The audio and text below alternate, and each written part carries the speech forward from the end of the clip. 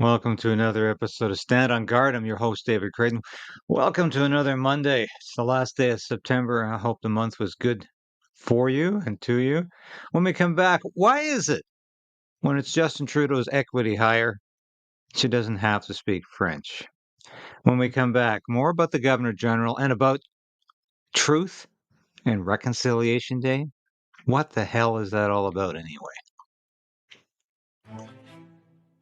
So we are in a very precarious position in this country.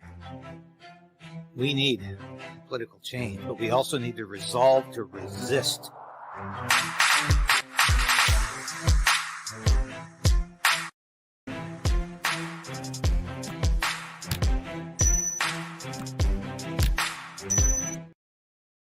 Yes, please like the station. Share it with your friends and family right now if you can. Subscribe. We're way over 30,000. Thank you again for helping us reach that plateau. It's been a pleasure over this last year and a half, bringing you all the news you need to know so you can resolve to resist the Trudeau tyranny and whatever tyranny takes its place. Because don't think it's all going to be okay when Justin Trudeau is no longer there. It's a constant fight in a democracy to maintain our freedoms. And it doesn't matter who's in charge. We have to keep fighting. For I always tell you, we stop breathing, we will die. We stop fighting, the world will die, and Canada will die with it. So let's continue to hope and pray we have an early election because there's a lot of bad legislation on the books right now in front of Parliament. We talked about a big part of that yesterday. It's something I've been ignoring. Bill C-293, the vegan bill. This is another, there's a lot of crap right now hiding behind private members' bills. You remember the one NDP MP Charlie Angus had about making it illegal to promote the fossil fuel industry. That's still there. That's quietly making its way through. Will the Conservatives support that? The NDP and the Liberals certainly will. I don't think the Conservatives are going to support that. But once again, the NDP will justify supporting that. So we've got a lot of dangerous bills. And it would be great to see the House of Commons. Just watching my cat. She's looked like she's found something under the stove again. It would be great to see this parliament dissolved so this legislation never sees the light of day. Chief of which is the Online Harms Act, which will take away our free speech. I have to say that every day because there's still a lot of conservatives out there, small c and large c, who don't get it, who don't think this is really a danger. It's just about the cost of creating more bureaucracy. That's the day. No, I don't care what the cost of this thing is. That's not the major point. The major point is it is designed to take away our freedom of speech. End of story. That's all there is to it. So I want to talk today a bit about our Governor General, Mary Simon. And this really drives me crazy because this woman has claimed to be apolitical in the past, and yet have a look at this. You remember this? She says defacing royal statues, and this meant cutting the head off of the Queen Victoria statue and vandalizing it so bad that it could not even be repaired. Tearing down a statue of Queen Elizabeth, the monarch she represents, and she brushed this off as like, well, Indigenous people have to find a way to protest. This is our Governor General. This infuriated me at the time. And I recall writing about, I think for the Ottawa Sun, saying this is just unacceptable from a Governor General. Well, this is another equity hire from Trudeau. She's only there because of her gender and her race. Trudeau wanted the first female Indigenous Governor General. It's all about identity politics. It's always about identity politics.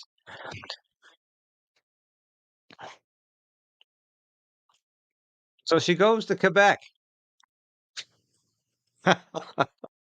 She can't speak French.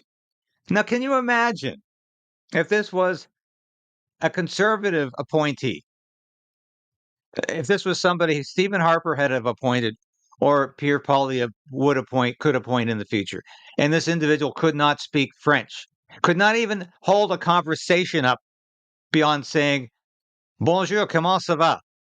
And that's the limit of her French language speaking skills. Can you imagine the uproar from the national media if that was the case? And she promised to learn French when she got the job 3 years ago, and has apparently done absolutely nothing to learn French in that period of time, beyond saying bonjour, comment ça va? I'm sorry.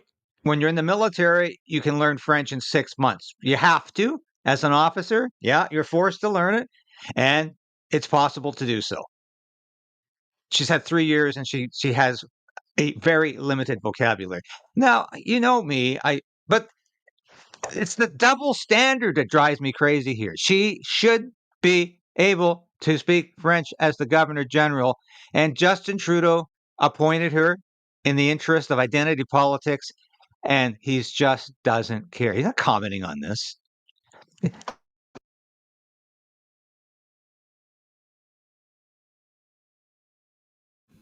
Sorry, I lost my mic there for a sec. Isn't Justin Trudeau so committed to a bilingual Canada that the Governor General should be speaking French? But it doesn't matter because she's an equity hire. It's okay.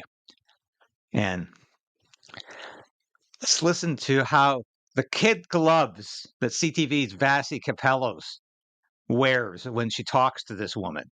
Oh, Your Excellency. I'll let you go. I did want to ask you one more question on a different subject, if you don't mind, Your Excellency, and that's around criticism that arose from your visit to Quebec, in particular from Quebec politicians on your French, your ability or your lack there, the lack thereof of French. I'm wondering, in response to those criticisms, do you feel it hinders your ability to represent Quebecers to the Crown or to the monarchy, pardon me, or vice versa?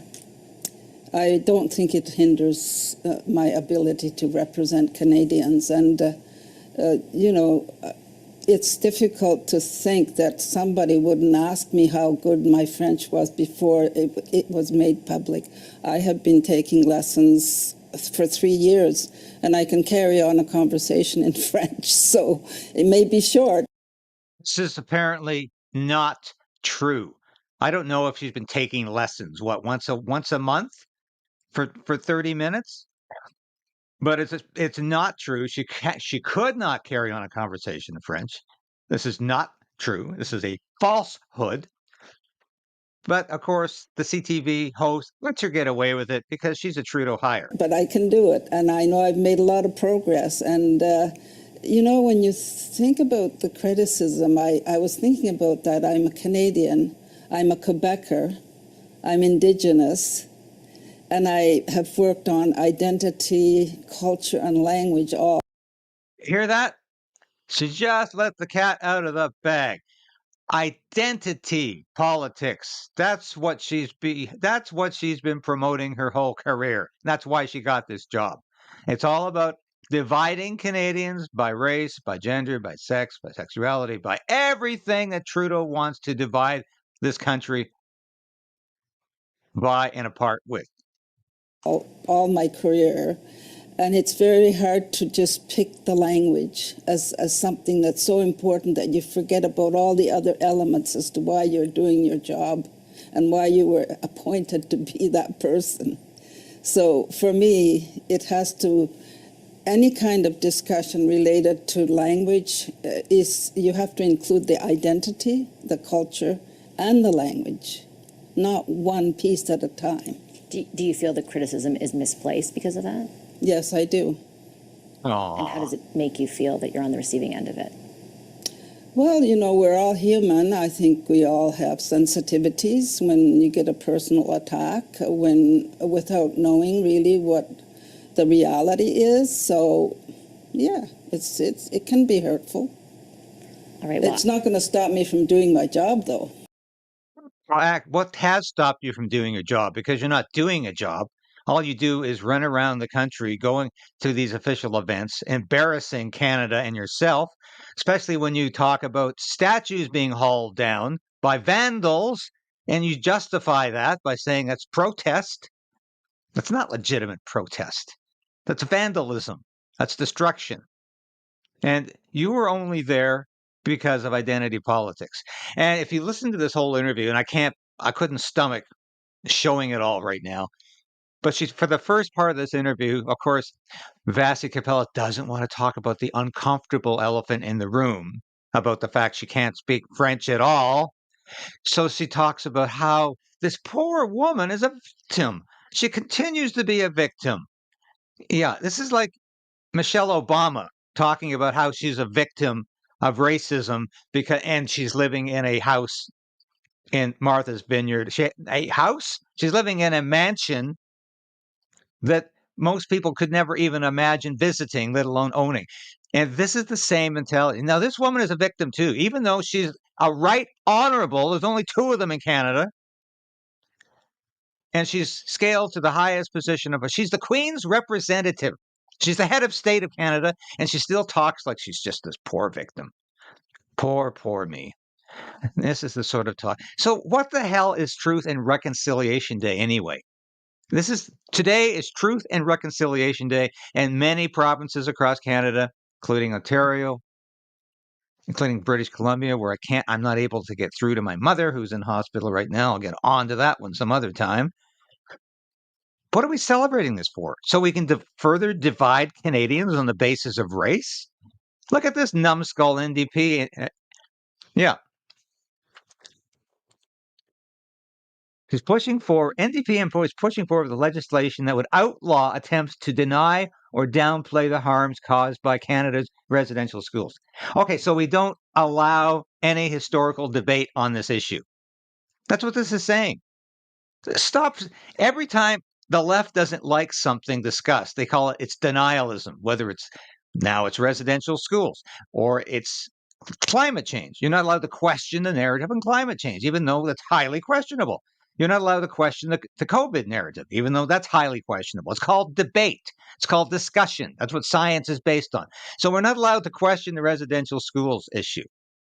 Of course, there were tremendous mistakes made. Of course, this was obviously cultural usurpation. Yes, and a lot of people suffered. Nobody's denying that. But to compare it to a genocide, this is ridiculous. To compare it to the Holocaust, the murder of 6 million Jews, that is absolutely stupid. And will this be outlawed? Do I have to say this is a genocide, even though there's no evidence for it, even though there's been a lot of hoaxes around these graveyards? Is that going to be outlawed too? We can't say that anymore either. We can't legitimately debate this subject. We can't question some of these incredible statements the declarations that have been made. Why are we even having a day to celebrate division in Canada? Let us embrace everybody as Canadian. What's wrong with that concept? You know what that goes back to? I have a dream speech. I grew up in a Canada where we were supposed to be colorblind. And if you don't know what that term means, maybe it's because you've been raised in a culture where that term has been denigrated as somehow, oh, that's bad. It's bad to be colorblind. Colorblind means you don't judge people on the basis of their skin color. And it comes from Martin Luther King's 1963 I Have a Dream speech in Washington, D.C., where he said, I have a dream of an America where we are not judged on the basis of the color of our skin, but on the basis of our character. That's the kind of Canada I want, where we embrace everybody on the basis of their abilities, of their character, of their knowledge, their expertise, of their willingness to be Canadians, not hyphenated something. And this is what we need more of in Canada, not days to celebrate division, not days so-called truth and reconciliation. The truth is we're all Canadian. We have made mistakes in the past, as every country has, but we are moving forward. We can move forward to those broad sunlit horizons that Winston Churchill spoke about.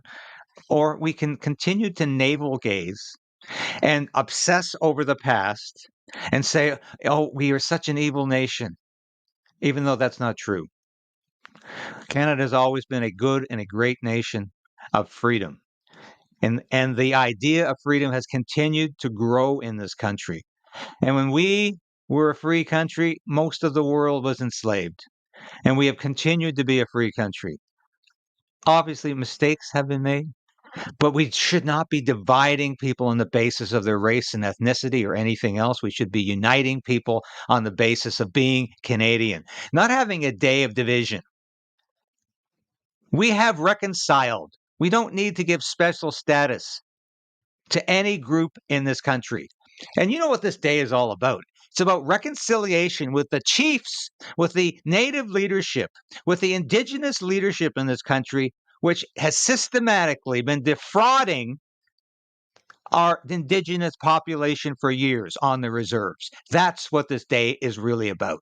It's about recognizing an elite leadership that wants more handouts, that wants government money, that wants their power base sustained by the government, and to hell with the poor people who never see any results from this. The answer for Canada's Indigenous population is full equality under the law, which they already possess. And that is where Canada should be going with this truth and reconciliation. Let us reconcile all Canadians as being equal under the law. Let us reconcile all Canadians as being worthwhile, no matter where they came from, no matter what their race. We're all in this together, and we're all enjoying the same equality together.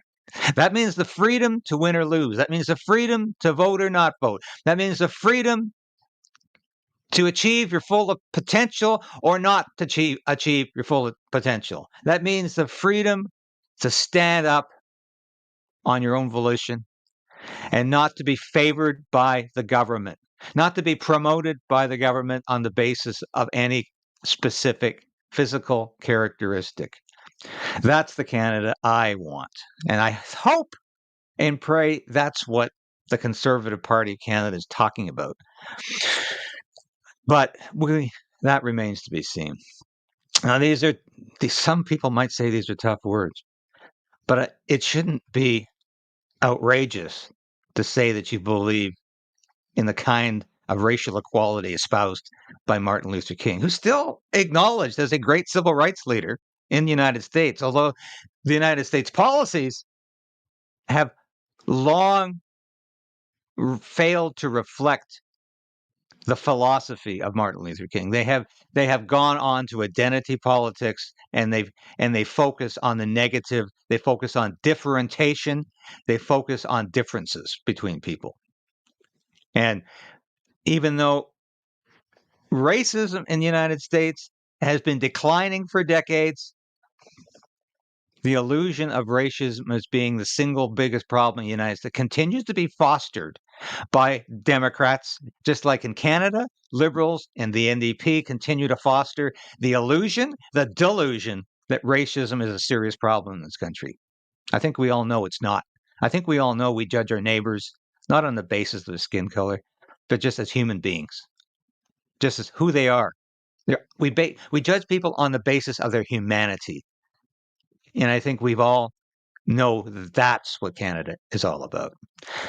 Enough about this nonsensical day, which I am not going to acknowledge or celebrate. I celebrate freedom in Canada. I continue to celebrate free speech in Canada, although the government wants to take that away from me. I want to talk, in the time we have left, about those 11 people in the House of Commons and possibly the Senate that we were made aware of last spring. Who are these traitors? Who are the 11 that were apparently willingly and wittingly sold out to a foreign interest? Probably China. Of course it was China. Not a word. You remember how they kicked it upstairs? They kicked it to the Hogue Commission. Well, we're not going to deal with that. And the Bloc suggested it. The Bloc. This is a party that has no interest in Canada, but yet the Bloc suggested what we do about these traitors. I'm sorry, the Bloc is a traitorous party. Why is it advising us on what to do with MPs who are in the pay of a foreign government? Ludicrous to begin with. But listen to this. I couldn't believe this CBC reporter, and I give credit where credit is due. Aaron Wary, he's actually done some research on where this question is. You look at the headline there. The scandal that shocked Parliament in the spring is slowly fading from memory. Nobody wants to talk about this. There was a protest outside the House of Commons when Parliament resumed this month to say, hey, what about those 11 MPs? Who are they? And is anything going to happen? Are there any questions being asked? They were ignored, totally ignored. And no, there was not a single question in the House of Commons during question period raised about the China situation, about the MPs that were part of this. Who are they? Were they spies? Were they spying for China? Were they in the pay of China? No, not a single question. And listen to this, was said at the time. The Bloc Québécois said, we must not remain indifferent in light of such a revelation. These allegations that MPs knowingly received help from a foreign government are deeply disturbing. NDP MP Alistair McGregor said, no one with those interests in mind should be sitting in the House of Commons. What's happening today? Nothing. There were loud demands to name names. Weary writes. 4 months later, no names have been named. There is no longer even agreed upon process for naming names. So if you think this is being dealt with, if you think this is being dealt with behind the scenes or quietly, no, it's being totally silenced. There is no move, no activity, no desire to come up with answers here. I'd like to know why. In June, MPs voted 320 to 2 to ask Justice Marie-Josée Hogue to look into NSI COP's finding. This is the parliamentary committee, the nonpartisan parliamentary committee that came up with, let's see if I can find it. The National Security Intelligence Committee of Parliamentarians, NSI COP. This is the committee that came up with the report, the redacted version of which we couldn't see who these 11 MPs. The Prime Minister saw it. Certain members of cabinet, I understand, saw it. And if you were an opposition leader who wanted to read the report, you could have seen it too. But here's what Justice Hogue said.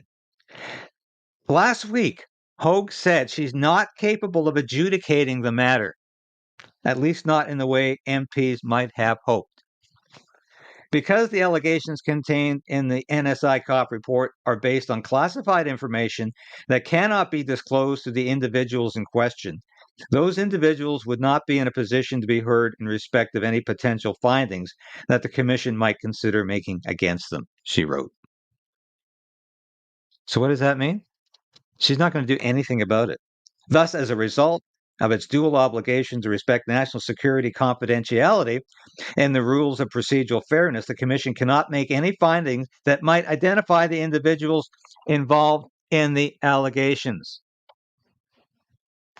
And neither is the Speaker going to do anything about it. Separately, Weary writes, NDP MP Jenny Kwan had asked Speaker of the House of Commons Greg Fergus to find that the suspicions raised by NSI COP's report constituted a question of privilege for all MPs. But on Monday, a week ago today, Fergus reported back that he could not find a prima facie breach of privilege. So the Speaker is not going to do anything either. Had Fergus ruled in Kwan's favor, Weary writes, she could have had the matter referred to a House committee for further study. That's not going to happen. So where are we, folks? We're not going to find out anything about China. We're not going to find out who these 11 MPs were. The issue is dead. I'd like to know why the Conservatives don't want to pursue this any further. There's no desire from any party in the House of Commons to pursue this any further. And I find this deeply disturbing. So that's where we are with this.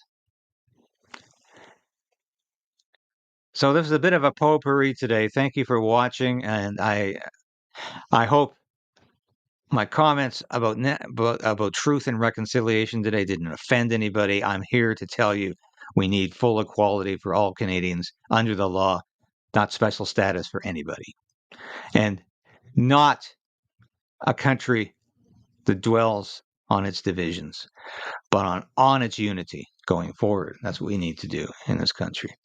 Thank you so much for watching this episode of Stand on Guard.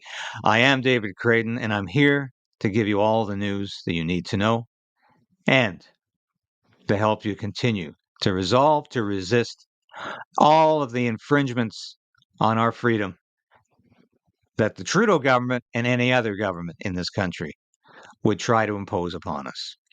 We are and we will continue to be and to act as free Canadians, free to speak our minds.